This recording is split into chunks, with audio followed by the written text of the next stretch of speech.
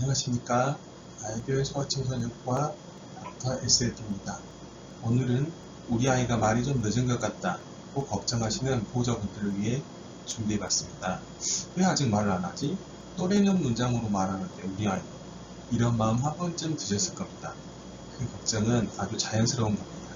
오늘은 말과 언어가 어떻게 발달하는지, 어떤 신호를 살펴봐야 하는지, 그리고 검사와 진단, 치료, 또 받을 수 있는 지원 제도까지 차근차근 말씀드리겠습니다. 막연한 불안을 정확한 이해로 바꾸는 시간이 되셨으면 합니다. 먼저 용어 정리부터 말씀드리겠습니다. 우리는 흔히 말과 언어를 같은 뜻으로 쓰지만 전문적으로는 크게 세 가지로 나눕니다. 첫째, 음성, 보이스는 목소리 그 자체입니다. 높낮이, 크기, 맑은 정도이고 성대에서 만들어집니다. 둘째, 말 또는 구어, 스피치는 입, 혀, 입술로 소리를 정확히 내는 것, 즉 발음 또는 조음이라고 하죠. 조음입니다. 셋째, 언어, language는 머릿속에서 단어를 떠올려 문법으로 엮어 뜻을 주고받는 능력입니다. 왜 나눠서 보느냐? 발음은 또렷한데 표현이 어려운 아이도 있고 반대인 아이도 있기 때문입니다. 그래서 말과 언어를 따로 살펴야 정확한 도움을 드릴 수가 있습니다. 여기서 또 한 가지 포인트를 말씀드리겠습니다. 사람의 의사소통에서 실제 말이 차지하는 비중이 얼마나 될까요? 표정, 몸짓, 눈맞춤 같은 비언어적 소통이 약 65%를 차지합니다. 눈맞춤, 미소, 손짓과 몸짓, 목소리 톤, 옹알이와 입음, 이 모두가 소통입니다. 반면 말이나 글, 수어로 단어와 문장을 주고받는 것이 언어적 소통입니다. 그래서 아직 말이 적더라도 아이가 눈을 맞추고 손짓으로 뭔가 전하려고 한다면 그것은 아주 좋은 신호입니다. 우리는 말의 개수보다 소통하려는 마음부터 봅니다. 아동의 말과 언어의 어려움은 크게 세 갈래로 나눌 수 있습니다. 첫째, 음성장애는 목소리 자체의 문제입니다. 쉰 목소리, 이상한 음색, 지나친 콧소리, 성대결절, 마비 등이 해당됩니다. 둘째, 말, 구어장애는 소리를 만드는 것의 문제입니다. 발음이 부정확한 것, 말을 더듬는 것, 입과 혀의 운동에 어려움이 있는 것입니다. 셋째, 언어장애는 뜻을 다루는 문제입니다. 발달성 언어장애, 언어지연, 실어증, 읽기, 화형의 어려움이 여기에 속합니다. 우리 아이가 어느 부분에 해당하는지, 또 어떤 검사로 확인할지는 의료진이 함께 판단합니다. 미리 단정하지 않으셔도 됩니다. 보호자분들이 미리 알고 계시면 좋은 중요한 사실 중에 하나는 말 소리는 아무 때나 한꺼번에 완성되는 게 아니라 순서대로 발달한다는 것입니다. 2에서 3세에는 프, 무, 으, 브 같은 양순음 입술 소리가 먼저 나옵니다. 이 시기엔 낯선 사람이 절반쯤 알아듣는 정도입니다. 4세가 되면 대부분의 소리를 쓰고 또래나 낯선 사람도 알아들을 만큼 또렷해집니다. 5세에는 그, 그, 즈, 르 같은 복잡한 소리가 자리를 잡고요. 6세쯤 되면 가장 늦은 소리인 스까지 완성되어 거의 어른 수준이 됩니다. 특히 스와 르는 가장 늦게 완성되는 소리입니다. 그래서 5에서 6세까지 이 소리가 조금 부정확한 것은 아주 흔한 일이니 그 자체만으로는 크게 걱정하실 필요는 없습니다. 지금까지 말씀드린 것 중에서 중요한 내용 한 가지를 말씀드리려고 합니다. 그렇다면 어떤 신호가 보일 때 한번 확인해 보는 게 좋을까요? 몇 가지 기준을 말씀드리겠습니다. 18개월인데 사용하는 단어가 20개 미만일 때, 또래는 보통 50개 안팎을 말하는 시기입니다. 24개월인데 표현어휘가 50개 미만일 때, 이 시기 아동들은 보통 200에서 300개 정도를 씁니다. 24개월에 엄마가 과자 조합과 같은 두 단어 조합이 나오지 않을 때, 그리고 전반적으로 눈맞춤이나 손짓 같은 비언어적 소통도 또래보다 드물 때입니다. 이런 신호가 보이면 조금 더 두고 보자 보다는 한번 확인해 보시는 것이 훨씬 안전합니다. 확인했는데 괜찮으면 그것대로 안심이고, 도움이 필요하면 일찍 중재를 시작할 수 있으니까요. 그렇다면 말이 늦은 아이가 모두 문제가 있는 걸까요? 아닙니다. 말이 늦던 아이들 중 상당수 약 50에서 70%는 3세에서 5세 사이에 자연스럽게 또래를 따라잡습니다. 이른바 늦되는 아이들이죠. 다만 일부 약 20%는 7세 정도까지 언어 어려움이 남습니다. 일반 아동에서 이 비율이 약 11%인 것과 비교하면 결코 작지 않은 숫자입니다. 그래서 언어 평가와 확인이 필요한 것입니다. 많은 아이가 좋아지지만 일부는 지속됩니다. 특히 가족 중에 비슷한 경우가 있거나 말하기뿐만 아니라 알아듣는 이해, 수용까지 느리다면 더 주의 깊게 살펴봐야 합니다. 언어는 크게 두 가지 축으로 나눠서 봅니다. 알아듣기, 수용과 말하기, 표현입니다. 수용 언어는 이해하는 능력입니다.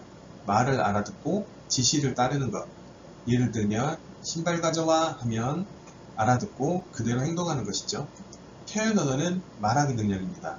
생각을 단어와 문장으로 직접 말하고 원하는 것을 표현하는 것입니다. 보통 말이 늦은 아이는 이해는 되는데 표현이 느린 경우가 많습니다. 즉, 이해가 표현보다 앞서 있죠. 이것은 비교적 흔한 양상입니다. 반대로 알아듣는 이해까지 많이 느리다면 단순히 말 늦음을 넘어선 신호일 수 있기 때문에 더 꼼꼼히 살펴보셔야 합니다. 언어 발달에는 아이를 둘러싼 환경도 큰 영향을 줍니다. 크게 네 가지를 말씀드릴 수 있는데, 첫째, 청력입니다. 반복되는 중염이나 난청은 말 발달을 늦출 수 있어 청력 검사가 중요합니다.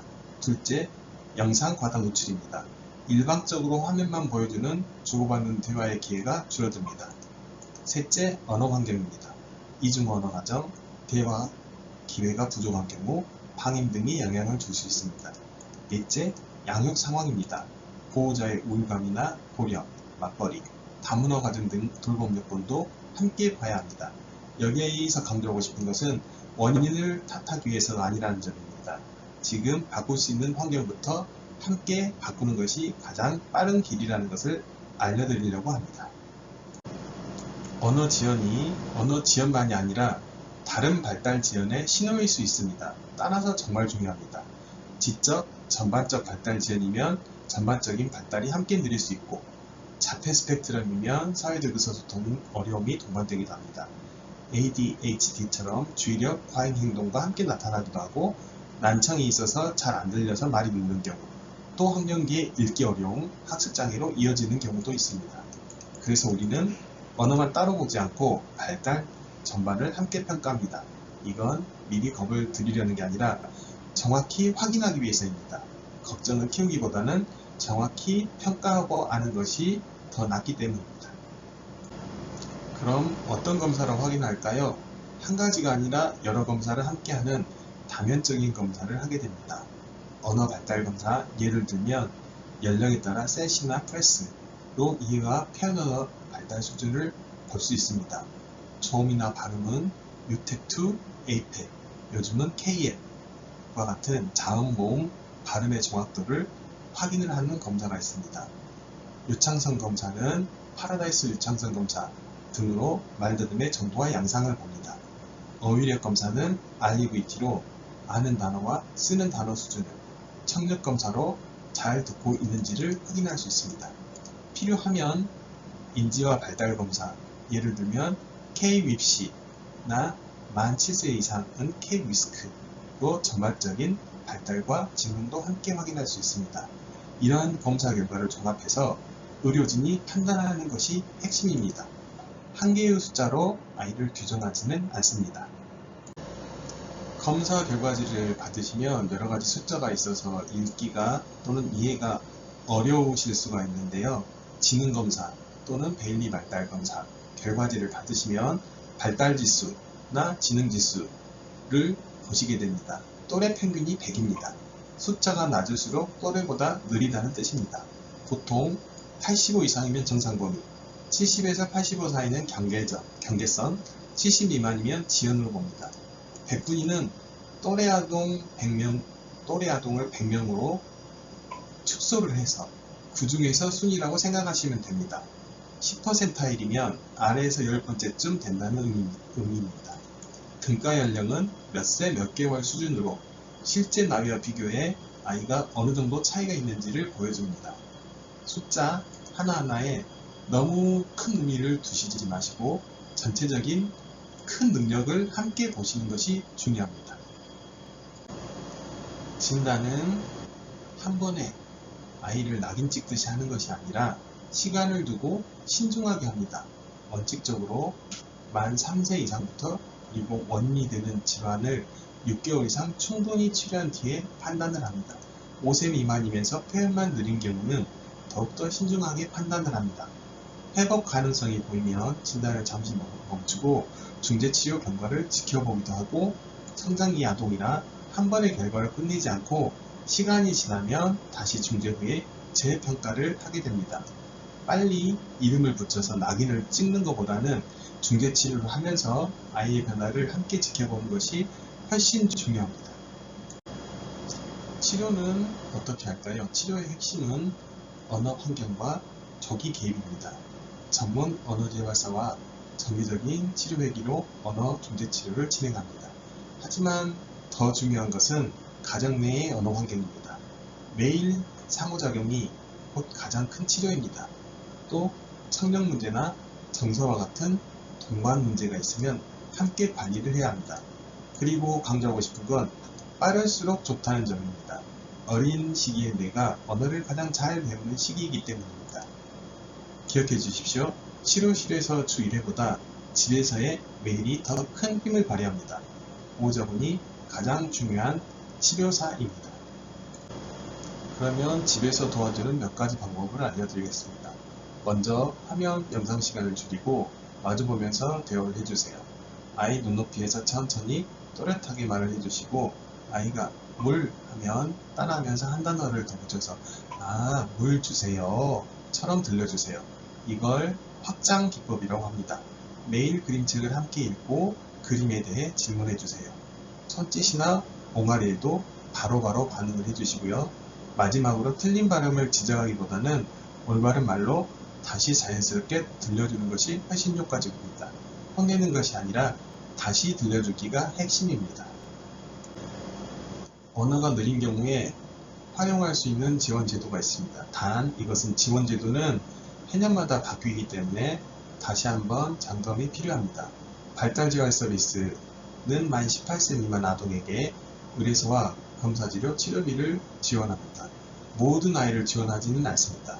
영유아검진에서 정밀검사가 필요하면 추가검사를 지원받을 수 있고 정밀검사 필요라고 되어 있다면 42개월 미만 아동 또는 발달 수준이 42개월 미만인 경우는 베일리 발달 검사를 지원받으실 수 있습니다. 교육청에서 특수교육 대상자로 선정이 되면 교육청을 통해 어린이집, 학교에서 특수교육을 지원받을 수 있습니다.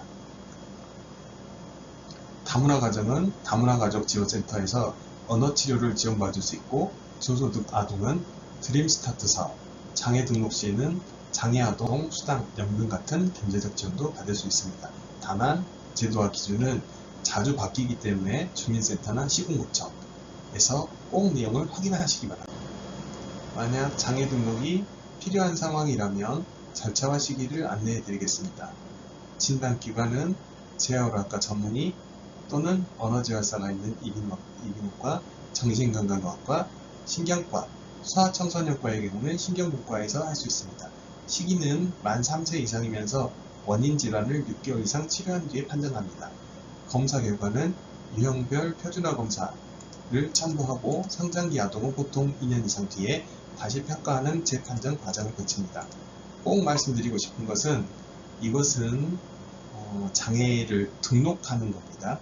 장애를 등록하는 것이고 치료와 교육, 복지 지원을 받기 위한 절차입니다.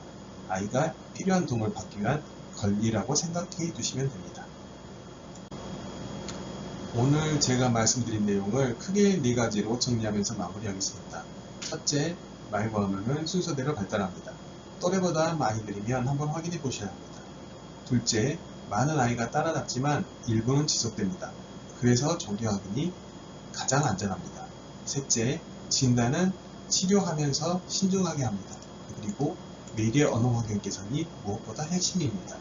넷째, 검사와 치료 그리고 지원 제도가 있으니 확인해 보시기 바랍니다.